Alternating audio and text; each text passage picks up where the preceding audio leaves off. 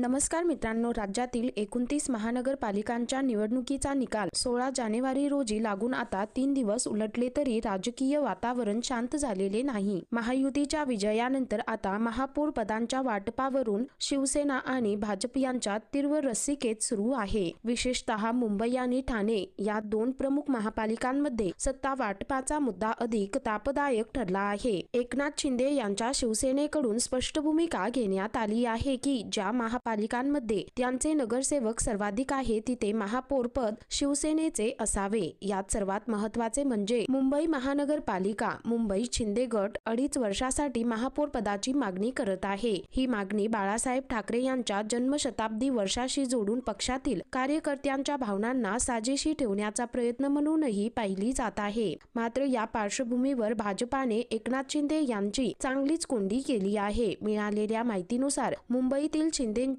या आग्रहाला प्रत्युत्तर म्हणून भाजपाने ठाणे महानगरपालिकेत थेट आणि आक्रमक दावा सांगितला आहे। ठाण्यात 2.5 वर्षासाठी महापौर पद भाजपाला मिळावे अशी स्पष्ट मागणी करण्यात आली आहे। त्यामुळे शिंदे गटाला मोठा धक्का बसला आहे। आता एकनाथ शिंदे यांच्या समोर मोठा पेच प्रसंग उभा राहिला आहे। मुंबईत 2.5 वर्षे महापौर पद मिळवायचे असेल तर ठाण्यात बहुमत असूनही भाजपाला सत्तेत भागीदारी करून घ्यावे लागेल का? मुंबईतील मागणी सोडून ठाण्यात पूर्ण सत्ता राखायची का की दोन्ही ठिकाणी संतुलन साधून युती टिकवायची? हे निर्णय घेणे शिंदे गटासाठी सोपे नाही। एकीकडे पक्षातील कार्यकर्त्यांच्या भावनांचा आदर राखणे गरजेचे आहे, तर दुसरीकडे महायुतीतील संबंध तुटू नये याचीही काळजी घ्यावी लागणार आहे। आता या पार्श्वभूमीवर उपमुख्यमंत्री एकनाथ शिंदे काय निर्णय घेणार याकडे सर्वांचे लक्ष लागले आहे। तर मित्रांनो, एकंदरीत संपूर्ण प्रकरण पाहता या संदर्भामध्ये तुमची काय प्रतिक्रिया आहे खाली कमेंट करून नक्की कळवा।